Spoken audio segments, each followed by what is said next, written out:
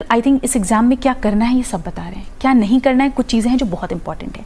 पहली चीज़ जो मुझसे गलती हुई कि सिलेबस को बिना समझे properly I stepped into the preparation, तो ये गलती तो नहीं करनी है। पहले सिलेबस उठाएं, मेंस का बहुत ही डिटेल सिलेबस यूपीएससी ने दिया है, हमें ये देखना चाहिए। उससे ये पता चलता है क्या पढ़ना है।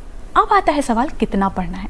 जैसे अगर मैं एग्जांपल दूं, पॉलिटी में फंडामेंटल राइट्स एक टॉपिक है, फंडामेंटल राइट्स पे एक बुक भी हो सकती है, आप एक आर्टिकल पे एक बुक लिख सकते हैं। तो हमें कितना रिक्वायरमेंट है उसके लिए प्रीवियस ईयर क्वेश्चंस देखो। तो सिलेबस बताता है क्या पढ़ना है, प्रीवियस ईयर क्वेश्चन बताते हैं कितना पढ़ना है, कितना रिक्वायरमेंट है।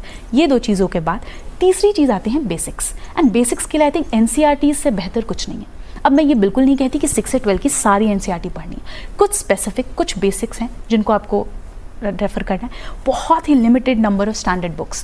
क्योंकि आई थिंक एक मुझसे जो गलती हुई कि वो मैं बहुत सोर्सेज को रेफर करती थी। अब जिस सब्जेक्ट से डर लग रहा है, जैसे हिस्ट्री वीक है तो हिस्ट्री के लिए मैंने कम से कम 10 किताबें पढ़ ली हैं।